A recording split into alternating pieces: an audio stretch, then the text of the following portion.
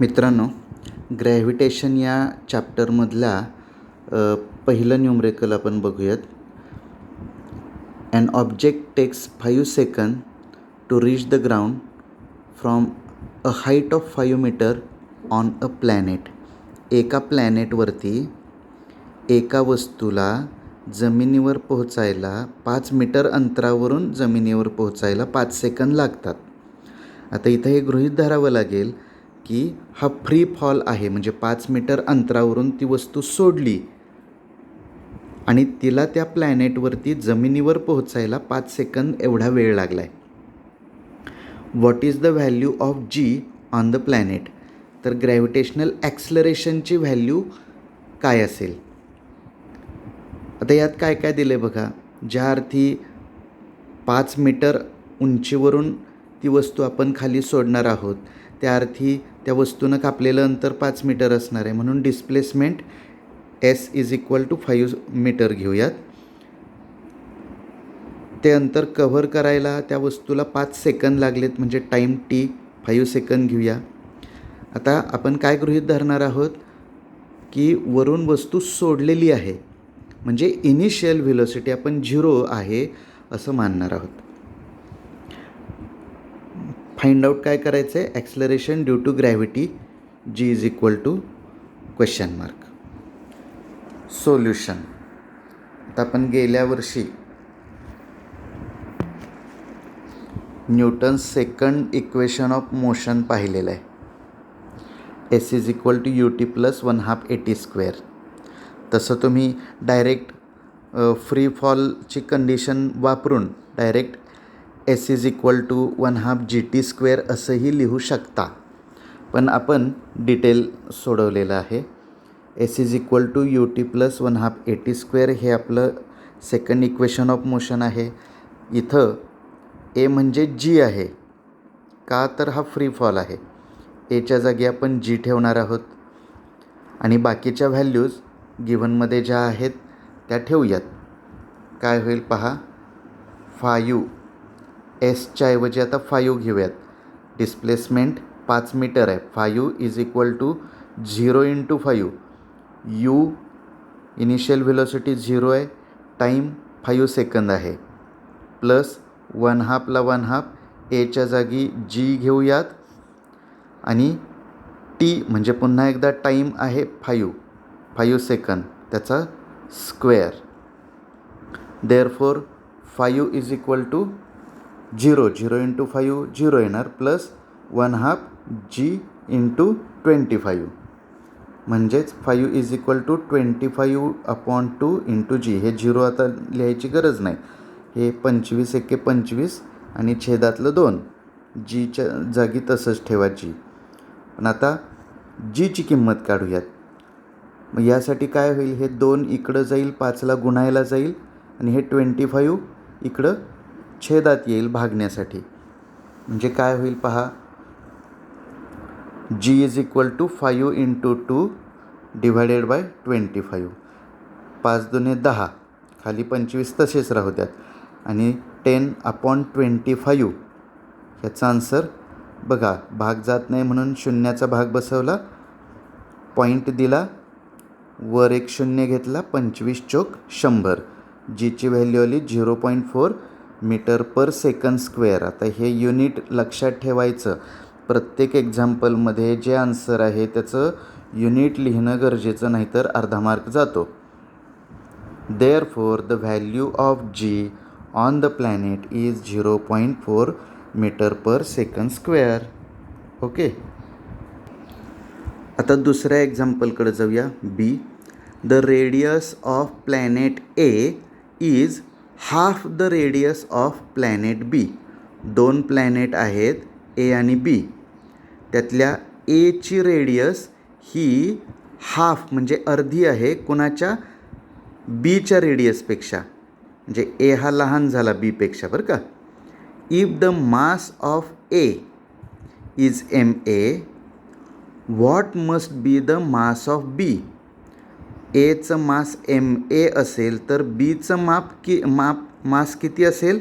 So that the value of g on B g म्हणजे gravitational acceleration, is half that of its value on A. बीची g B या प्लॅनेटवरती जीची g value आहे gravitational ॲक्सेलरेशनची value ही A ह्या प्लॅनेटच्या ग्रॅव्हिटेशनल ॲक्सेलरेशनच्या निम्मी असण्यासाठी बीचं मास किती असावं लागतं आहे. आधी आपण प्रत्येक गोष्टीला नोटेशन देऊन ठेवूयात. आता इथं आपण म्हणूयात for planets A and B let their radii be R A and R B. आपण रेडियाय आर ए आणि आर बी मानूयात. इथं तुम्ही गिव्हन म्हणण्यापेक्षा डायरेक्ट सोल्युशन असं म्हणू शकताय, कारण काही गोष्टी आपण स्वतः मानणार आहोत, दिलेल्या नाहीत. ए आणि बीसाठी आपण काय काय करूयात, रेडियाय त्यांच्या रेडियस आर ए आणि आर बी मानू, त्यांचे मासेस एम ए आणि एम बी मानू, आणि ॲक्सलरेशन ड्यू टू ग्रॅव्हिटी हे जी ए आणि जी बी असं मानूयात. ओके. आता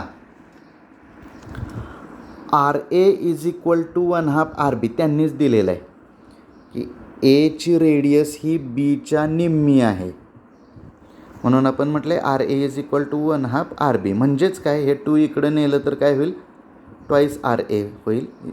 म्हणून R B is equal to twice R A. याला इक्वेशन 1 म्हणूयात. ऑल्सो त्यांनी कंडिशन एक काय दिलेली आहे की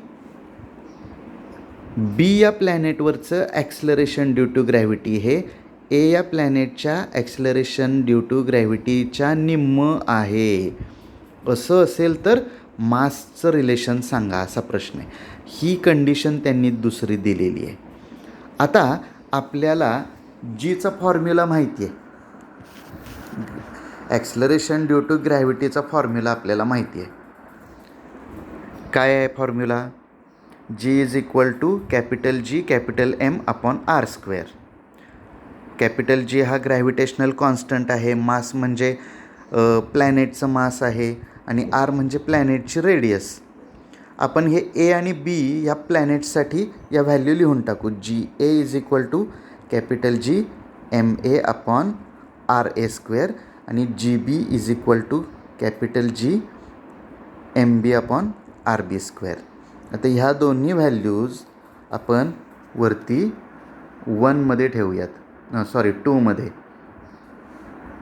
putting in equation 2 we get काय होईल, इथं जी बी आहे, जी बीच्या जागी तुम्ही ही व्हॅल्यू लिहा, g M B upon R B square is equal to, इथं 1/2 आहे ते इथं 1/2 लिहून टाका, आणि वरती जी ए आहे त्याच्या जागी g M A upon R A square. ठीक आहे. आपण काय केलं, किमती ठेवलेल्या आहेत. आता पुढं आपण सॉल्व करूयात. हे मला एम बीची व्हॅल्यू काढायची आहे, त्यामुळं मी सगळ्या व्हॅल्यू इकडच्या लेफ्ट हँड साईडच्या इकडं घेतल्या.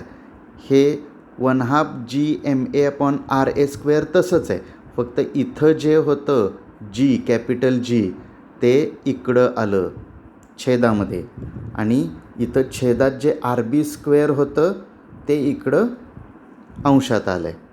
ठीक आहे. आता काय होईल, हे जी आणि हे जी कॅन्सल होईल,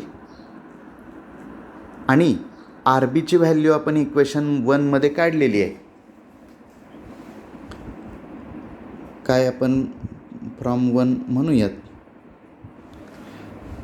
आर बीची व्हॅल्यू आपण ट्वाईस आर ए अशी ठेवणार आहोत.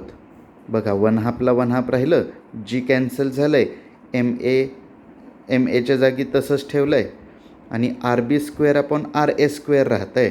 त्यातल्या आर बीच्या जागी तुम्ही ट्वाईस आर ए लिहिलं. ब्रॅकेटचा स्क्वेअर लिहायला विसरू नका. ब्रॅकेटचा स्क्वेअर जर नाही लिहिला तर ह्या 2चा स्क्वेअर केला जात नाही. ब्रॅकेट असेल तर आपण ह्या 2चा पण स्क्वेअर लिहू शकतो. हे 1/2 एम ए आता काय होईल, 4 r A square upon R A square. R a स्क्वेअरला आर ए स्क्वेअर कॅन्सल झाले, या 2नं या 4ला भागलं, 2 येईल उत्तर. So m b is equal to twice m a. आपलं आन्सर काय होईल? त्यांनी आपल्याला हेच विचारलं आहे की एम बी कसं असेल, तर एम एच्या दुप्पट असेल. The mass of planet b is twice the mass of planet a. आलं का लक्षात?